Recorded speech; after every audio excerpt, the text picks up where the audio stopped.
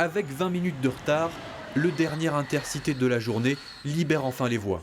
Minuit, le chantier peut commencer, mais avant, Et après on en fait 10 de l'autre côté. un peu d'exercice pour les techniciens.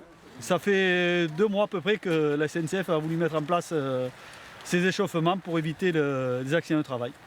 Sur ce train-usine en provenance de Toulouse, la vingtaine de techniciens se met en place. Il faut aller vite, la réouverture de la ligne n'est que dans quelques heures. Ce soir, le travail pour les techniciens, il consiste à remplacer ce câble. C'est une caténaire et il sert en temps normal à alimenter le train en électricité. Perché sur la nacelle, il faut travailler en mouvement et à la chaîne. Le wagon avance à 5 km/h. On enlève les pendules plats qui sont en cuivre. On accroche le vieux fil et comme ça demain il y aura juste à débloquer les pendules et mettre le nouveau fil à la place. Chaque nuit, le chantier progresse d'environ 1400 mètres. Il a débuté en mai dernier.